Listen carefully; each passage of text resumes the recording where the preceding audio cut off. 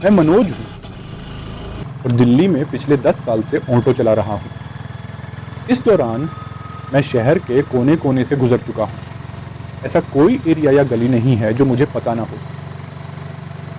लेकिन एक रात जब मैं आखिरी सवारी को एक कॉलोनी में छोड़कर अपने घर की तरफ लौट रहा था,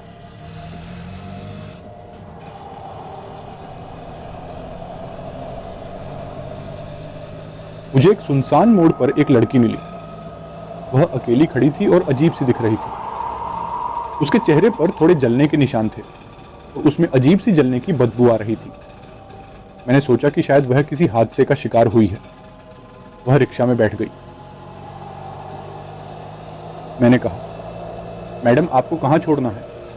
उसने कहा, मैं रास्ते में बताऊंगी। मैंने बिना कुछ सोचे ऑटो स्टार्ट कर दी। जब हम रास्ते में थे, लड़की ने कहा, मुझे पुराने स्कूल के पास छोड़ दो। ये सुनते ही मैं शॉक हो गया, क्योंकि वह स्कूल कई साल पहले अचानक जल गया था और वहाँ कुछ छोटे बच्चे और टीचर्स मर गए थे। फिर उसने कहा, तुम्हें पता है, मैं यहाँ 8 साल पहले भी आई थी। ये सुनते ही मेरे पैरों के नीचे से ज़मीन खिसक गई, क्योंकि 8 साल पहले ही वह स्कूल जलकर खंडहर हो गया था। रास्ते में अचानक बारिश शुरू हो गई। जब मैंने रिक्शा के फ्रंट मिरर में देखा तो वह अजीब तरीके से रोने लगी। उसका चेहरा भी बिल्कुल अजीब हो गया था। मुझे समझ नहीं आया कि यह क्या हो रहा है। मैं चुपचाप ऑटो रोके बिना डर से स्पीड में चलाना शुरू कर दिया। जब मैं पुराने स्कूल के पास पहुंचा, देखा कि स्कूल पूरा जल चुका था और खंडहर था। बिल्कुल खामोशी।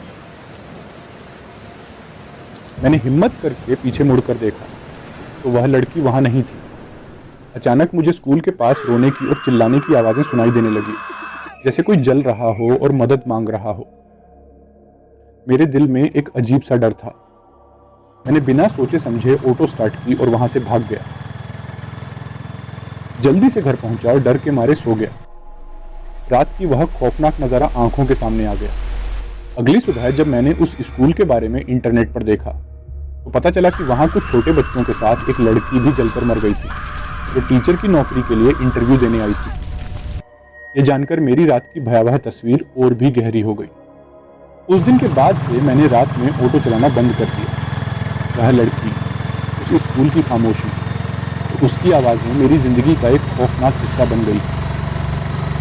जब भी उस रास्ते से गुजरता हूँ, उसकी याद कभी नहीं भूलती। ऐसी ही और कहानियों के लिए हमारे चैनल को सब्सक्राइब करें और कमेंट करके ज़रूर बताएं आपको यह कहानी कैसी